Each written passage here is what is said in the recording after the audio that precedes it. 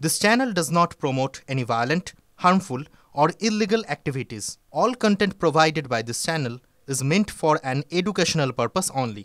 আজ বিজয় দিবস। বিশ্বজুড়ে চাপের মুখে নতির শিকার বাংলাদেশের এবং এই অশান্তির আবহেই বিজয় দিবসে যোগ দিতে পাঠানো হলো 9 প্রতিনিধিকে। চলুন একটু সরাসরি আমরা ছবিটা দেখার চেষ্টা করি। ফোর্ট উইলিয়ামে এই মুহূর্তে কি চলছে, সেখানে কি প্রস্তুতি। শান্ত আমাদের রিপোর্টার সেখানে পৌঁছে গিয়েছেন। শান্ত, একদমই দেখো, ইতিমধ্যে রাজ্যের রাজ্যপাল সিবি আনন্দ বোস তিনি এসে উপস্থিত হয়েছেন ফোর্ট উইলিয়ামে এবং তুমি দেখতে পাচ্ছ যে পুরো ফোর্ট উইলিয়াম জুড়ে কিন্তু সাজো সাজো রব।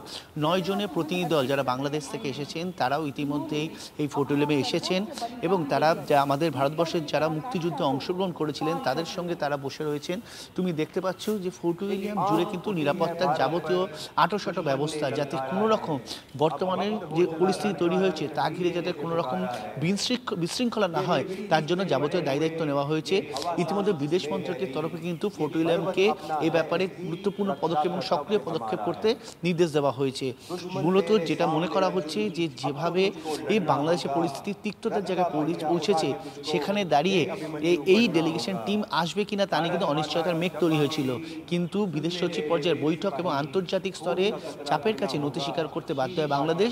9 জনের প্রতিনিধি দল এসছে, যদিও প্রতিবার কিন্তু এই সংখ্যা অনেক বেশি থাকে, 13 জন, কোনোবার 20 জন, কিন্তু এবার একজন ব্রিগেডিয়ারের নেতৃত্বে মোট এই 9 জন এসছেন। তারা কিন্তু এই অনুষ্ঠানে অংশ নিচ্ছেন।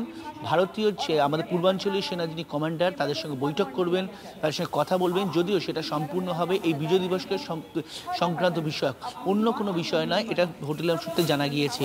ইতিমধ্যে তুমি দেখতে পাচ্ছ যে ভারতীয় সেনার অন্যান্য আধিকারিক, নৌসেনার আধিকারিক এবং ভারতীয় বায়ুসেনার ইস্টার্ন কমান্ডের আধিকারিকরা তারা ইতিমধ্যে পৌঁছেছেন। এই বিজয় দিবস যেটা 53তম বর্ষে এবার পড়লো, 53তম বর্ষ উপলক্ষে কিন্তু এবারের গুরুত্ব কিন্তু অন্যান্য বছরের তুলনায় অনেকটাই বেশি। উগ্র মৌলবাদের বিরুদ্ধে বার্তা দিতে মূলত এবার এই ফোর্ট উইলিয়াম থেকে বিশেষ পদক্ষেপ নেওয়া হচ্ছে, যেটা মূলত ভারতীয়, যেটা দেখা যায় না। ধন্যবাদ। মুক্তিযুদ্ধের ইতিহাস ভোলানোর মরিয়া চক্রান্ত বাংলাদেশের। প্রবল চাপের মুখে পিছু হতে বাধ্য ইউনূস প্রশাসন। মুক্তিযুদ্ধের অনুষ্ঠান ম্লান ওপারে। ভারতের অবদান বেমানুম অস্বীকার বেঈমান বাংলাদেশের। ভারতের প্রতিনিধি দল পাঠানো নিয়ে শেষ মুহূর্তেও টালবাহানা। শেষ মুহূর্তে প্রতিনিধি পাঠানোর সিদ্ধান্ত। গঙ্গাপাড়ে শহীদ স্মরণ, পদ্মাপাড়ে শ্রদ্ধা জানানোয় হেলাফেলা। কট্টরপন্থীদের কাছে মাথা নোয়ানোয় শহীদ স্মরণ ম্লান। গৌরবের ইতিহাস ভুলিয়ে দেওয়ার চেষ্টা ইউনূস প্রশাসনের। হাজারো শহীদের বলিদান ভুলে গেল ওপার বাংলা। ইউনূস সরকারকে বিরুদ্ধে সরব শেখ হাসিনা। একাধিক অভিযোগ এনে ইউনূস সরকারকে শাণিত আক্রমণ। গণতান্ত্রিকভাবে নির্বাচিত হয়নি এই সরকার, উগ্র সাম্প্রদায়িক শক্তিকে মদত যোগাচ্ছে। দেশের প্রতি দায়বদ্ধতা নেই বলে অভিযোগ বাংলাদেশের প্রাক্তন প্রধানমন্ত্রী শেখ হাসিনা। অবশ্যই ওয়েদারের দিকে তো নজর রাখতেই হচ্ছে, তারই মাঝে আরও একটা খবর আপনাদের নজর রাখবো। কুম্ভমেলা উপলক্ষে অতিরিক্ত ট্রেন চালানোর ভাবনা পূর্ব রেলের। দেশের বিভিন্ন প্রান্ত থেকে অতিরিক্ত 42 জোড়া ট্রেন প্রয়াগরাজমুখী হবে। রেলের সিদ্ধান্তে খুশি ভক্তরা।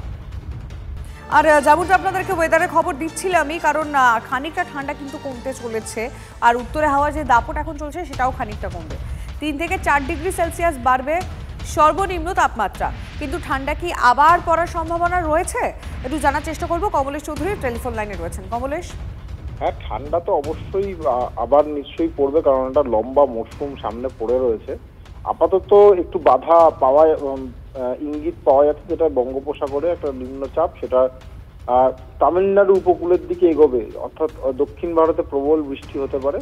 এখনো পর্যন্ত দক্ষিণবঙ্গে বৃষ্টির সম্ভাবনা না থাকলেও এটা বোঝা যাচ্ছে যে এই নিম্নচাপের প্রভাবে বঙ্গোপসাগর থেকে হাওয়া, মানে জলীয় বাষ্পপূর্ণ হাওয়া ঢুকবে, ফলে উত্তরে বাতাস, যে শুকনো বাতাসটা উত্তর দিক থেকে আসছে, উত্তর বা উত্তর পশ্চিম দিক থেকে, সেই দাপটটা অনেকটাই কমে যাবে। ফলে তাপমাত্রা একটু একটু করে বাড়তে থাকবে। আজকে তাপমাত্রা একটু বেড়েছে, তবে এখনো বেশ ভালো ঠান্ডা আমেজ বা শীতের আমেজ রয়েছে। এইটা আস্তে আস্তে অনেকটাই কমে যাবে। সপ্তাহান্তে কলকাতার তাপমাত্রা 16 ডিগ্রি বা তার আশপাশে চলে যাবে। 21 তারিখ নাগাদ হয়তো একটু ক্লাউডিং, মানে অর্থাৎ মেঘলা আকাশও হতে পারে, যেহেতু এই নিম্নচাপের সঙ্গে সঙ্গে পশ্চিম দিক থেকে, অর্থাৎ উত্তর পশ্চিম দিক থেকে একটা পশ্চিমী ঝঞ্ঝাও আসবে, তারও একটা প্রভাব পড়তে পারে। ফলে আগামী বেশ কয়েকদিন এই যে ঠান্ডা আমেজটা গত 2 দিন বা 3 দিনের ছিল, সেই আমেজটা কিন্তু পাওয়া যাবে না। এই সমস্ত বাধা কাটলে আবার হয়তো 22-23 তারিখের পরে আবার ঠান্ডাটা ফিরতে পারে। বেশ, ধন্যবাদ কমলেশ।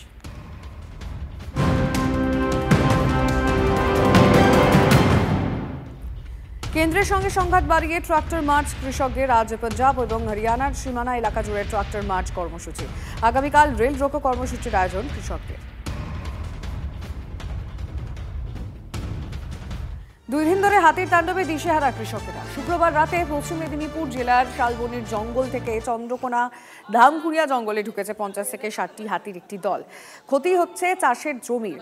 চন্দ্রকোনার ভগবন্তপুর, কিরাটি, ইশনগর, চৈতন্যপুর সহ বেশ কয়েকটি এলাকায় প্রচুর ক্ষতি আলু চাষের। হাতি দেখতে হাজার হাজার মানুষের হুড়োহুড়ি। আর এর ফলে একদিকে যেমন নষ্ট হচ্ছে চাষের জমি, আর অপরদিকে হাতি পরিবর্তন করছে তার গতিপথ। তাই জঙ্গল লাগোয়া কৃষকরা সন্ধে হলে ফসল বাঁচাতে জমির পাশে আগুন জ্বালাচ্ছেন।